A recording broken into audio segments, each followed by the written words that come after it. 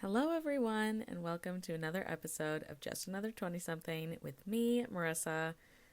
How are we all doing today? I hope everyone is excited for Christmas. Hello, this week. Can you believe it? I can't.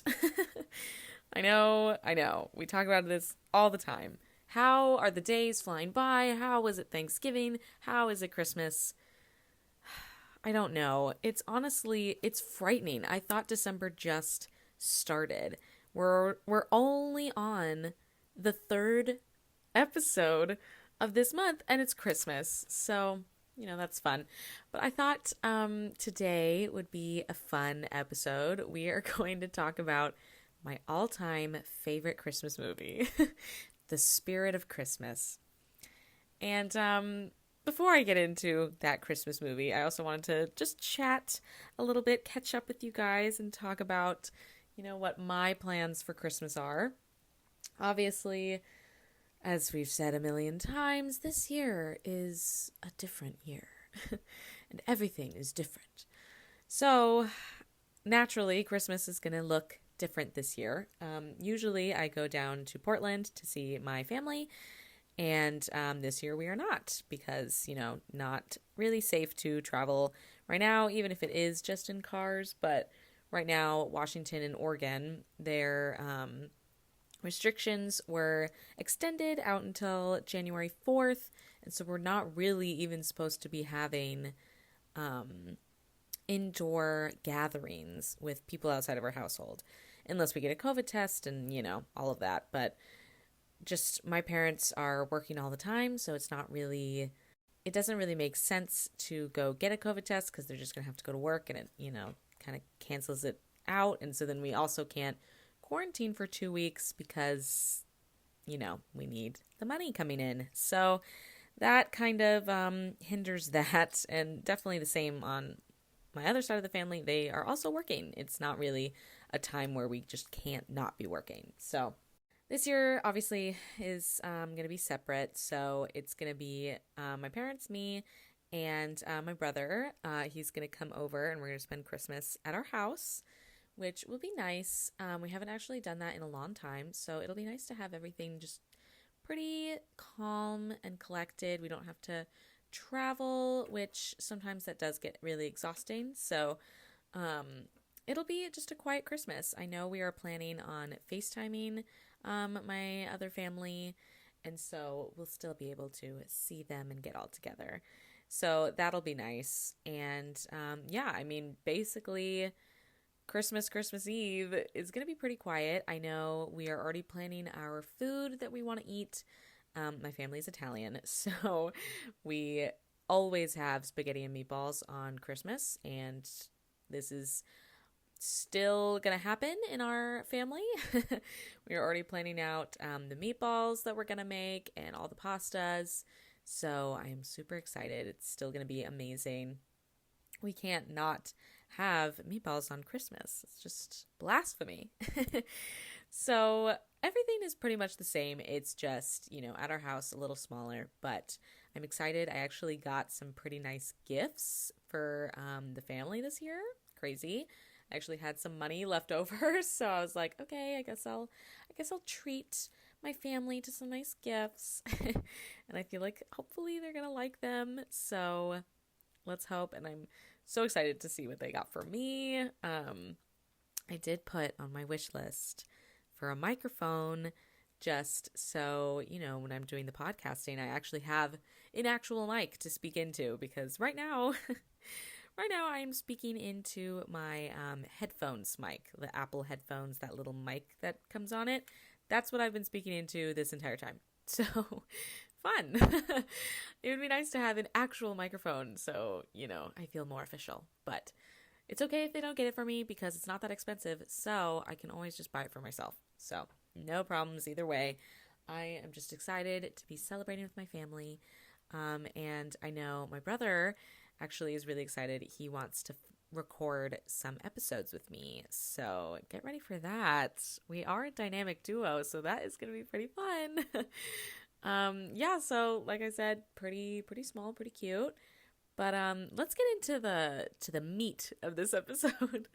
We're going to be talking about the spirit of Christmas. So, this movie, it's not your classic Christmas movie, not at all. In fact, it is, I'm pretty sure, a Lifetime Christmas movie. So, it's like the Hallmarky, crappy Christmas movie. It's not great, but it is also so bad that it's amazing, and I'm obsessed with it. There was actually this review that I saved because I was looking into it. I was like, okay, how many people have even, seen this movie? So there was a review on Rotten Tomatoes. They don't even have like an actual Rotten Tomatoes rating because I just don't think people have listened to it or watched it that often, which, makes sense. But I just thought this is a perfect synopsis of just what this movie is all about. So this reviewer says, odd supernatural romantic fantasy doesn't make much sense. Yep, that is spirit of Christmas. There is no other way to say it other than that. It's supernatural. It doesn't make any sense. So obviously I'm going to be talking all about the movie, but just so you can get a little, what are we getting into? This movie is about a woman falling in love with a ghost on Christmas. And my friend and my roommate from college, she showed me this movie for the first time. It was on Netflix at the time. It's not anymore, but it is on Hulu. So if you want to watch it, go check out Hulu. But she showed this to me when we were living together. And I just fell in love with it. It's amazing. I've watched it every year since. I've watched it multiple times. I'm obsessed with this movie. Everything about it doesn't make any sense, and I love it. Like, I really like bad Christmas movies. It's one of my favorite things. And the thing about this Christmas movie, compared to that other one that I was talking about before, the Hometown Holiday actually had zero plot. I mean, that movie, it wasn't even a movie. I don't even know what I was watching. This, they're trying. They have a plot. Does the plot make sense? No. But it's something that you could still follow and be like, okay, all right. And I hate it, but I love it at the same time. So let's get into it. I'm going to say the whole entire movie. So I guess this is kind of a huge spoiler, but I also want you to watch it because it's going to be so different when you watch it compared to me just talking about it. All right, so let's get in to the best Christmas movie in the history of the world, The Spirit of Christmas. So this movie starts off with, we see a man and he is approaching this inn, and this is in the 1920s. They give us a little time period. So this man is walking through the snow and he's approaching this inn, and he sees this woman who we're assuming that they are together because he is excited when he sees her. He's like, oh my gosh. And then she hugs another man. Blasphemy. How could she do this? And so you could tell that he is hurt and we don't know what's going on. And then someone from behind kills him with a rock. And then he dies. And that is the beginning of the movie. What a great opener to this beautiful movie. So then we get transported back to the 21st century where we meet our leading lady, Kate Jordan. She is an estates attorney that just has the worst time falling in love. When we first see her, she is on a date with her boyfriend, I'm assuming. And she's just not interested in anything that he is saying. And so she can kind of tell that he is starting to talk to her about stuff that is serious. And so in her mind, she's like, oh my gosh, this guy is going to propose to me. How am I going to get out of this one? And he breaks up with her, actually. He's like, we should break up. And she's like, oh, thank God. I could not do this anymore. You suck. And she's like, great. I don't want to deal with this anyway. I love to work. I like working and not being in love. So if that's pretty much her entire personality for the movie, is she's a workaholic. She's never fallen in love and she never will. It just doesn't matter to her. Where have we heard that? Oh, I don't know. Every single Hallmark movie in the entire existence of Hallmark movies. But it's okay. We have to have some cliches in here. It's a story about a ghost. We have to have some normalcies. So she, she's great. She's so happy with this breakup. So she goes back to work where we meet her boss, Oliver. And Oliver is telling her about this new prospect that she needs to jump into. Henrietta Forsyth has just died, leaving the Holly Grove Inn vacant, and she had no heirs. So it's going to a trust, and they will need to sell it ASAP to avoid any taxes. And they need to sell it by the new year, which means Kate has about a month to sell this estate. And Kate's like, okay, fine, that's NBD. I can totally do that. I'm a great estates attorney in Boston. Of course, I can do this. And he's like, well, I'd actually take you a little bit. Apparently the place is haunted and no appraiser will look at it. And Kate's like, huh? Are you freaking kidding me? Like, there's no way this place is haunted. I'm going to sell it. And so she bets him that she will sell it in a perfect amount of time. And if she does, she should get a promotion. And Oliver's like, fine, okay, sell it and you can get a promotion. So she's like, hell yeah, I'm about to sell the fuck out of this bitch. So she goes to the inn to meet up with an appraiser, but of course the appraiser is immediately pulling out of the driveway. Tires are screeching. He is out of there. And she's like, no, why are you leaving? And he's like, it's haunted, bitch. I'm out. And so she's stuck at this inn all by herself. And she's like, well, fuck, like I need to sell this thing. I want that promotion. So she walks into the door and she meets Walter, who is the nice guy who owns the inn. But, he tells her, hey, by the way, like, we're going to be closing from the 13th to the 26th. So, like, you got to go. And she's like, what? Why would you be closed during the most prominent time of the season? Like, wouldn't people want to be staying here during those times? Profit for you? I don't know. He's like, it's tradition. We always do this. So that's not ominous at all. But she's like, well, it would be great if I could stay because I have keys anyway. And I just kind of want to check the place out. And Walter's like, okay, fine. You can do that. No problem. So Walter leaves and Kate gets a good look at the inn. She's wandering around. She finds this picture of this man. And it says Daniel Forsyth. And would you look at that?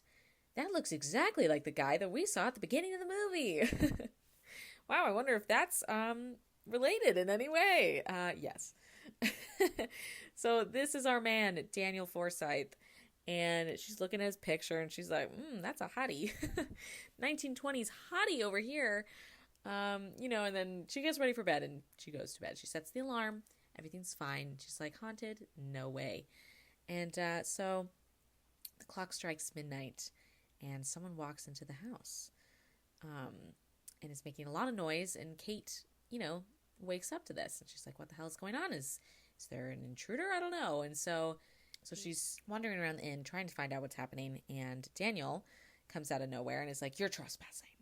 And Kate gets so startled that she falls into a bookcase, which then a vase that was on top of the bookcase falls, knocks her out. Kate's done. She's dead. No, I'm kidding. She's knocked out, and Daniel's like, great. So he puts her on the couch, whatever. She wakes up again, and she finds Daniel just wandering around the inn, and she's like, hey, get the fuck out of here. What are you doing? You are trespassing.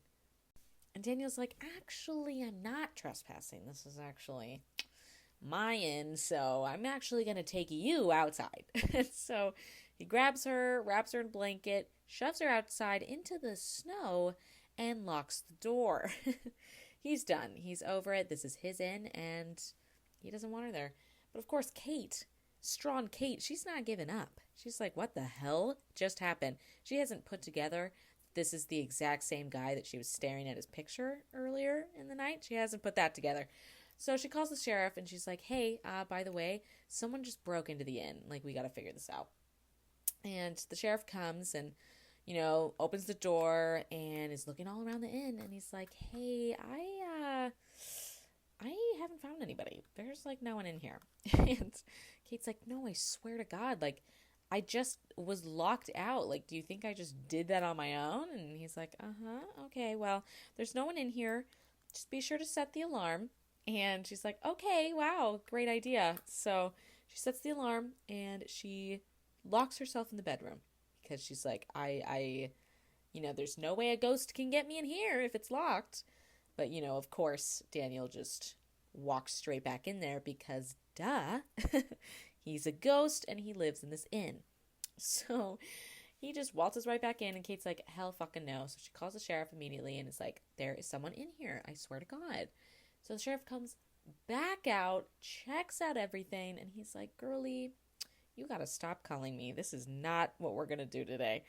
And so he's like, listen, maybe it's the ghost. Yeah, that's interesting. And so then he walks away, and Kate's like, oh, right. This place is haunted. The ghost. So she's trying to be like, okay, maybe this is like a big prank. I don't really know. So she runs into Daniel again, because, of course, Daniel only shows up if it's just him and Kate. So that's great. So she's talking to him and she's like, listen, what the hell? Like, you're not a ghost. I can clearly see you. I can touch you. And he's like, but what is real? What is life?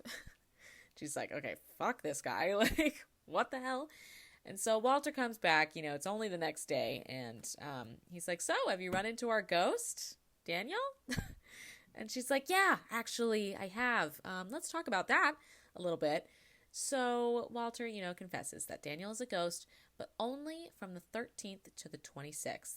He is not a ghost. And then anytime after that, he is. So anytime before the 13th, he's a ghost. We never see him. We have no idea what's happening.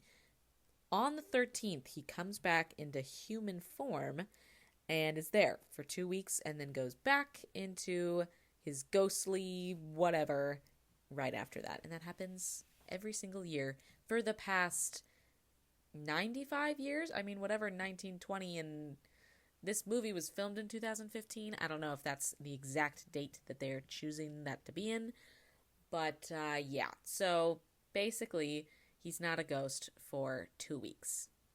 And Kate's like, what the hell? How does that even work? And Daniel, of course, is like, it's a curse. And she's like, oh, awesome. Okay, a curse. Classic. And so Daniel's like, oh, you don't believe me? You don't believe that I'm a ghost, that I'm cursed? So he drags her outside and takes her to the property line of this inn. And he's holding her hand, and the second that he steps over the property line, gone, disappears. And Kate's like, whoa, that was a little magical. And so she walks back to the house, and there he is. There he is, sitting on the stairs, waiting for her. And he's like, okay, I guess you are a ghost, but guess what? I have to sell this inn, so I'm not going anywhere. And he's like, okay, great. So Walter and Kate, are talking about Daniel because she obviously just still doesn't get it. And so, we reiterate, he has come back 95 years for exactly 12 days and has done the same every year since. And he can't go beyond the property line. And he has to, he's just in the inn for 2 weeks. That is it. And so Kate's like, okay, there is no way that this is a random curse. Like, there has to be a reason why he can only be on the property line for 12 days. And Daniel's like, well, yeah, no fucking shit. Like, of course it's not fucking random. It's a curse. So he's getting fed up. He's like, okay, yeah, you think I haven't tried to solve this? I don't know how I died. Which is like, whoa, dude. You don't remember how you died? You keep coming back to this inn. You have no recollection of that you were murdered? And so Walter is kind of, suggesting, well, maybe it was foul play. Like, if you can't remember it, something must have happened. So, yeah, Kate's starting to poke and prod him because she's like, I need to know more about you. Like, what the hell is going on? So we get a nice little flashback of Daniel back at the inn. in the 1920s. And he owned the inn with his brother Charles when their parents died. And so, they're having a great time. They're owning this inn. And this beautiful new woman comes into town, Lily. Beautiful. They immediately fall in love. Daniel and Lily together forever. And so they're just living their great life. It's Daniel, it's Charles, it's Lily. Sometimes their cousin Harry will pop in. It's a great family moment. So, of course, there has to be some kind of conflict. And the inn is not doing well. People are not coming. They're coming into a lot of financial problems. And so cousin Harry is like, hey, I have a job that you could do. Do you want to, be a rum runner in Montreal? Super legal. We're in the prohibition right now. Let's let's run some rum. And, Daniel's like, "Ooh, shit. Is this a good idea? I don't know." And yeah, it's not a good idea. So Charles, his brother, is like, "Dude, you cannot do this. Like, this is so illegal, super dangerous. You don't know what's going to happen." And Daniel's like, "Listen, I have to do this. Like, the inn is going to be closed down if I don't do this. I have to save the inn." And so, fine, great. And so that's all we hear for right now of this backstory. So clearly, Daniel's going into some illegal shit, not looking great for him. Yikeroony. So later that day, this older woman comes by the inn. Her name is Molly, who is newly divorced and a pub owner of the town. And it seems like her and Walter are having some flirty moments. We love to see it. Walter deserves someone nice. He's had to deal with this inn who has a ghost for who knows how long. So, he's interested in this. And so this is the first time Molly's actually even seen Daniel, because Daniel's like, I actually, you know what? Kate, you are interesting me. I'm going to actually show myself to other humans because no one else knew I existed before this. So it's literally Molly, Walter, Kate, and Daniel. And Daniel's making them some drinks, having a great time. I can't remember if he says that he is Daniel Forsyth, because you would think Molly would put that in to play, like, oh, that's interesting. I don't know. He must say something, because eventually they do get up on the topic of the Forsyths. And apparently Molly just knows so much about the Forsyth history. So she is delving into some tea. Tea is being spilt, and she reveals that a month after Daniel died, Charles married Lily, which, whoa, remember that? Charles, the brother, marrying Daniel's lover. That's not great. They also had a baby really soon after that. So the rumor is that the baby was Daniel's, and then the marriage to Charles was just a sham to cover it all. And sadly, the newborn died, and then Lily died in the inn. So that's interesting. Daniel's also listening to this whole entire thing of this woman just talking about his life, and so he storms out because, wow, that's terrible to hear. And so then we get another little flashback of Daniel back in the 1920s. So before Daniel left for the Montreal job, Charles, of course, told Lily that he was doing this. And Daniel's like, seriously, dude? Knock it off. And so she's furious. She's mad. She has no idea what's going to happen. And so she made him promise that he'd come home to her for Christmas. Daniel's like, of course, I will do this. So he makes this promise. I will be back before Christmas. And so now we're flashback into normal time. And Kate is just running around like, are you fucking kidding me? You had a pregnant fiance and you go and do this stupid rum running trip. Like, you're so dumb. You obviously died. And now this poor girl is in a loveless marriage. And it's like, Kate, holy shit. Calm down a little bit, bro. Not your life. Shouldn't be getting mad at Daniel. Daniel had absolutely no idea that Lily was pregnant, that Lily married the brother, obviously, because he died. And so Daniel's pissed. He's like, you know what? Get the fuck out of here. This is my inn. I don't want you to drudge up my life. Like, this is literally my life that I had no idea what was happening. Don't be a bitch. And so, ooh, yikes. So she's about to leave. She's like, fine, like, fuck you. So she gets up in the morning and she's like, okay, I'm leaving. And Walter and Kate are talking. And Walter is like, are you jealous? Are you a little jealous that the ghost here made another woman pregnant, 95 fucking years ago? And Kate's like, no. But of course we know that she is jealous. She is jealous that a ghost from 100 years ago got another woman pregnant. So that's fun and weird. So she leaves. She's like, I can't do this. Like, this is too much. This is too weird. And so she's out of there. She's gone. But just kidding. She's back. She's gone for maybe one day. She comes right back. She comes back with a Christmas tree, and she's determined to set things right. Because guess what? She's also, she has to sell this place, and she has to get that promotion. So, yikes. So she goes into the house, and she's searching for Daniel. She can't find him anywhere. And she's searching all the rooms, and then all of a sudden, she gets locked into a room, and she sees, like, this shadow of, like, she thinks it's Daniel, of course, because as far as we know, there's only one ghost in the entire inn, right? No. So she's getting really freaked out. She's seeing things, whatever. Daniel comes out of nowhere. He's like, oh my gosh, are you okay? Like, what's going on? And we find out, because, she's like, hey, are you playing tricks on me? Like, that wasn't funny. And he's like, no, that wasn't me. Like, I swear to God. And she's like, oh, shit. So, they're starting to figure out that there might be another ghost. And Daniel, actually, he did see Lily walking through the inn earlier that night. And so he's like, shit, it might be Lily. Might be Lily. Uh-oh.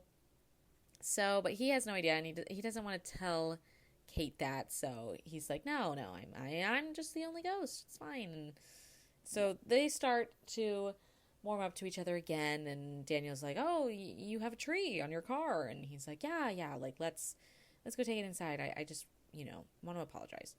So they're decorating the tree. It's actually pretty romantic. Not gonna lie, it's dark outside. They're decorating the tree. They're having some cozy moments.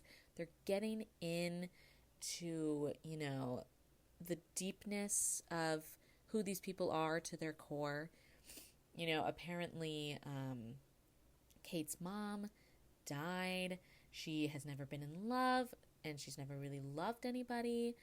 And, she just doesn't know if that's something that she can do as a human. But Daniel, of course, comforts her and is like, I think that you have a wonderful capacity for love. She's like, oh shit, maybe I do. Maybe I'm having it right now for you in this moment.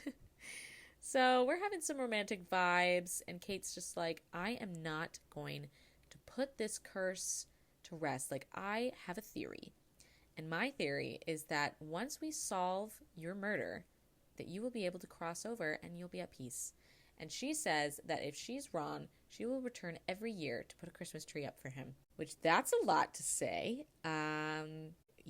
What if you don't want to do that? Well, now you made this promise to a ghost, and he will always remember. So you might want to hold up that. But we can tell that Kate is starting to feel a certain way towards Daniel, and Daniel's feeling a sort of way towards her. They even hold hands. Yep, I said it. They're holding hands. They're holding hands in front of this tree, and it's super cute.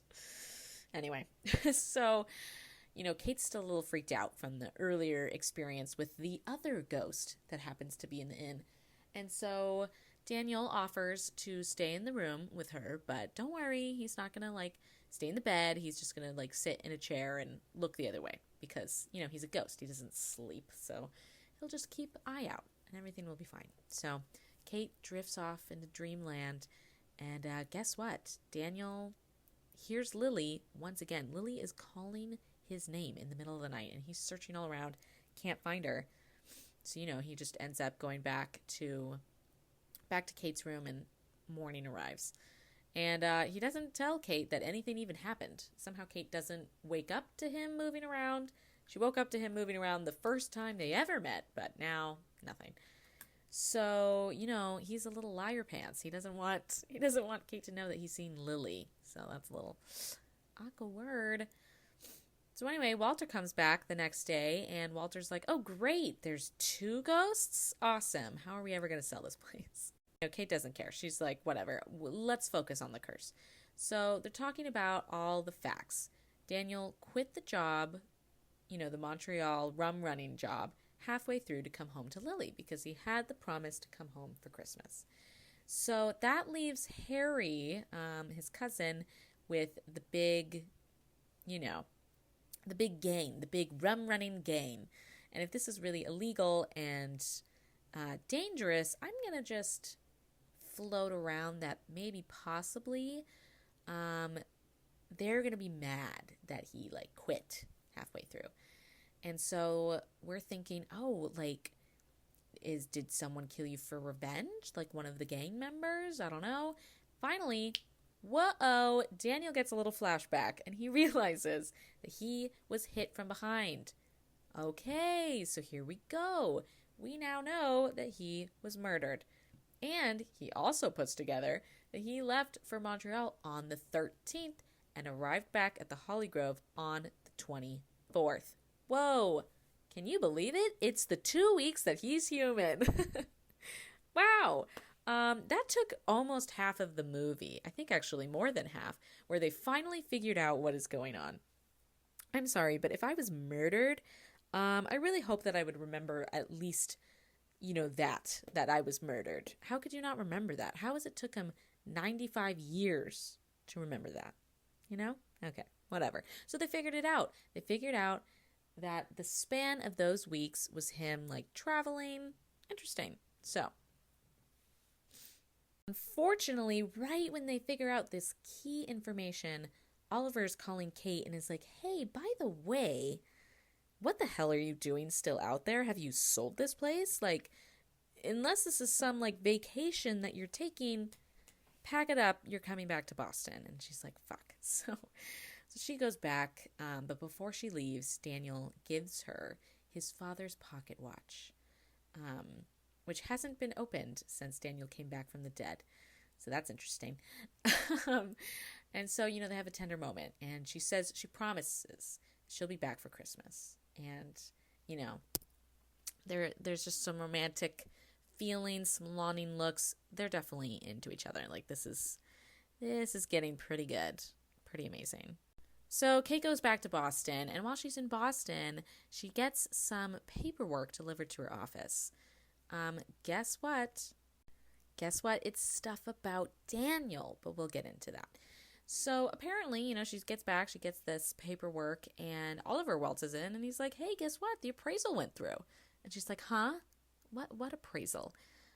Turns out Daniel arranged for the appraiser, Mr. Murphy, to return and do a proper appraisal of the place so Kate can get her job done. He's like, I don't know why he does this, because, hello, Daniel, don't you want Kate to come back? But, I don't know, I guess he's being nice. Love man, I have no idea. And so, Oliver's like, "Great, appraisal went through, you did it, amazing.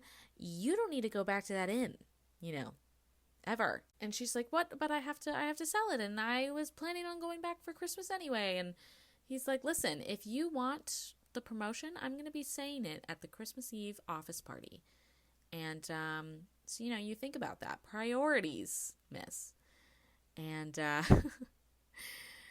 we know exactly what Kate's priorities are. It's the ghost, at the inn. So she's like, "Fine, you know what? Fuck you." So she leaves, and she goes back to the inn to see Daniel. This is the first time that she has chosen a man over her work. Growth, possibly? I would say so. So she goes back to the inn, and she has her paperwork. Again, like I said, this is about Daniel, so let's figure out what it is. She did some digging and found the birth certificate of Lily's baby. And guess who's the father? Daniel. Daniel had a baby. It wasn't Charles is. Thank God. So, Daniel's pretty shook because how kind of sad is that though? Like, you find out that you have a baby, but guess what? The baby died, you died, and your wife's dead. So everyone's, or not even your wife, your fiance, question mark, everyone's dead. Like, I guess, yay, I was a dad, but now I'm not, or I am, or I don't know. So that's a little yikeroony, but I guess a good moment. They seem to have a nice moment together. I don't know. Anyway, so that was great. That was great. They're getting ready for the Christmas Eve party that they haven't had, in years, because usually the inn is closed. So this is great. So they're getting all dressed up, decorating. Kate's getting in her party dress. Daniel's looking nice. I gotta say, the two actors that play these people, like, first of all, I know that this is a Lifetime movie, and so the chemistry is not going to be amazing. But I'm not going to lie, these two together actually have, like, I don't know, like a little bit of chemistry, I would say. Compared to other Hallmark Lifetime movies, you would think it would just be like, ugh, nothing, but they kind of have like little moments together. And so they have this little moment because she gives him the pocket watch that he gave her earlier, and she fixed it, and it opens up and it has his father's name inscribed on the inside, and he just loves that so much that they kiss, and it's great. Somehow it happens because I know that he's a ghost, but I guess he's a person in these 2 weeks, so they kiss, and it was great. So we have this amazing moment, and she's like, okay, let's go to this dance. So they're dancing, they're having a great time, and Kate's just really sad because she's like, God damn it, it's Christmas Eve and we haven't solved your murder. Like, you're gonna leave soon. And Daniel's like, no, you know what? This is great. I have missed so much about life, and look, you made me come back into life, and this is all I ever asked for. So, they're having a nice moment. And then, someone cuts in and she starts dancing with someone else. And then this is when it gets a little crazy. So, Daniel is watching over the entire Christmas party that is happening. And, it's all of the normal people that were there. And then all of a sudden, someone grabs his hand. Who is it? Oh, yeah, Lily. Lily grabs his hand and transports him into the Christmas Eve party in the 1920s, the night that he was murdered. Oop, this is exciting. So you see these two people from the 1920s in the midst of all of the partygoers of, the present day. And you see Lily and Charles fighting. And you're like, whoa, what is happening? So we follow Lily and Charles out onto the porch where we saw them, at the beginning of the movie, they were hugging because that ended up being the man that Lily was hugging in the beginning, Charles. So we see them go outside, and it actually, it's not what it seems. Lily is going on and on about how she's waiting for Daniel. Daniel said that he was going to be there, and this is what's happening. And so she's waiting there, and Charles, of course, is like, he's not going to show up. Like, he's just a guy. He doesn't care, blah, blah, blah. And so it's like, okay, thanks, Charles. Big fuck you to you. You're supposed to be my brother, whatever. But Lily's like, no, this is going to happen. And so Charles is like, here, let me hug you while we wait. And that's the hugging that we saw. So Daniel's like, oh, okay, interesting. So Lily, ghost Lily, is starting to ask Daniel. She's like, hey, bro, do you know who would have killed you? And Daniel's like, no, bitch. Hello, I've been thinking for 95 years. How would I know this? But then all of a sudden, we see another ghost. Whose ghost would you guess that we saw? Cousin Harry's ghost, standing in the middle of the ballroom, holding a blood-stained rock. Dun, dun, dun, dun, dun, dun, dun, dun, dun, dun, done. I think we could put together who killed Daniel at this point. So, Daniel's like, holy fucking shit. So he follows Cousin Harry as they go upstairs, and they talk about, like, okay, what the hell is happening? So Daniel's like, hey, bro, did you murder me? And Cousin Harry's like, yeah, I murdered you. And so he tells his story that I guess Conrad, who was the leader of the Montreal job, was afraid that Daniel would squeal about the job. It's very illegal and should not be talked about. And so he threatened Cousin Harry and his family that if he doesn't take care of this, they will die. So I guess in hindsight, what else is Cousin Harry really supposed to do other than kill his cousin? But it kind of sucks. I mean, you would think, can't you just talk to Daniel and be like, hey, by the way, Conrad's a little pissed. So, can I get your word that you're not going to say anything about this? But no, he kills him with a rock. And Cousin Harry feels terrible. And apparently, Cousin Harry hasn't been able to cross over into the ghost world. And so he doesn't get it. So as long as Daniel is in this weird purgatory, so is Cousin Harry. And Cousin Harry's like, bro, why can't you cross over? I don't understand. I'm sick of being here. I'm haunting this place for a long time. Somehow we never crossed paths. I don't know how that happened, but I'm over this. And so, Kate is starting to notice that Daniel's gone. So she runs upstairs, notices that Daniel is talking to, I don't think anyone can see Harry. I'm trying to remember how this works.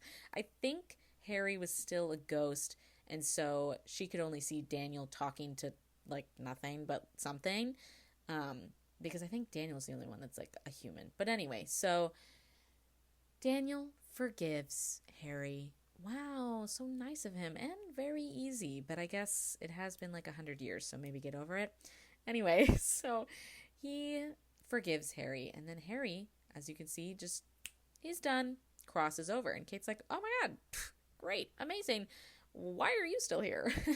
Shouldn't this be done? But Kate is actually really glad that Daniel hasn't crossed over, because you know what? She wants him to stay. She wants to be with him, and she's going to return year after year to spend 2 weeks with him, and that is sad. That is really, really sad. Are you kidding me? So they have this big kissing moment, and she passes out from the kiss. I don't really know if that's some ghost magic. I don't know. But she, is laying down on the couch, and Daniel is walking to the edge of the property line with Lily. And Lily's like, look, you did it. You figured it out. Now we can leave. Now we can get the fuck out of here and be together forever and ever. Remember me, your fiance, who also had your baby and died in your inn. Let's go. And, there's some hesitation. And he's like, crap. What about Kate, though? That girl that I met for 2 weeks and we kind of hated each other in the beginning? What about that girl? What about her? And she's like, okay, you can do whatever you need to do, but I'm going to be over here. I'm going to be across the boundary because I'm sick of being a fucking ghost. And so Lily leaves, and it's up to Daniel. What is Daniel going to do? So the next morning, Kate awakes, and, she realizes Daniel's gone. It's now the 26th or the 25th. What day is it? It must be Christmas. But I thought Daniel doesn't leave till the 26th. I don't know. The logic in all of this doesn't make any sense. So, whatever. But she wakes up, Daniel's gone. And she's like, fuck, now I won't see him for another year. And when I do see him, it'll be for 2 weeks. And will he even want to see me? I don't know. So, she wakes up and she's all disoriented. But she sees Walter and Molly, and they're together. They're kissing. They're having a great time. Great for them. We love to see it. And apparently, Oliver calls to tell Kate that the inn's been sold to Walter and Molly. So, why we didn't do that in the beginning, I don't know. I guess maybe Walter couldn't buy it unless he had Molly. So does that mean that whole relationship is based off of this inn? I don't know. Whatever. Walter and Molly seem happy with the decision, so they're like, yeah, we wanted to set Daniel free. So Kate's like, yeah, great, this is awesome. So she walks outside, and, she's just a little sad, but don't worry, because she sees someone. She sees someone coming straight towards her. Who is it but Daniel? And she's like, holy shit, what the fuck? And he's like, yeah, 12 days just nearly wasn't long enough, so here I am. And the kiss. And that's the end of the movie. So let's talk about it. A lot to digest, obviously. Um, I love every aspect of this ghost human weirdness. The thing that gets me the most about this entire movie, though, is one, how exactly did he come back? Like, how is this a thing? And, okay, there's just so much to talk about. Okay, so he comes back. He's now a human forever, I am assuming, and he will just die normal human death, whatever. I guess, and this is just like, I don't know things about ghosts, obviously, so I don't know how this works. But if you're a ghost from the 1920s and you come back to life and you're just that exact same person from when you died, like, does the aging process not like catch up with you? Because like you're over 100 years old. Like, is that not a thing? Okay. I'm assuming that, it's just going to be this exact man from the 1920s, which then gets into, okay, he's probably going to be a little stupid because he's from the 1920s, which means he doesn't know anything that's happening now in the present 2015. Tons of innovations, just everything is different to him. So that'll be fun to work through while you're in the beginning of a new relationship. I don't know about you, that might put some strain on that, maybe a little bit of strain. I don't know. Doesn't sound like a whole lot of fun that I would want to go through. Second, remember Molly, how she knew everything about the Forsyths and how Daniel died? Let me just guess that she's not the only one that knows all about that whole history. Now he's back. How do we explain that? Maybe, question mark. Are we going to say that this is a totally different guy, just change your name, we're done? Or are we going to say that you're Daniel Forsyth and we're just going to have to live with the consequences? That's a big question. Another question. Hey, remember your fiance who has been waiting for you for 100 years and you leave her instead of crossing over to be with her and her child that is yours as well? You leave her in the dust to go back to a woman that you have been with for 2 weeks and not even really been with the entire 2 weeks. Because let's recap again. You have kissed twice. You have kissed 2 times, really just at the end of that 2 weeks. Because let's just say like that first week was fighting and not getting along and probably not, agreeing that he's a ghost. She wasn't even on the same page. And now they're going to be together forever?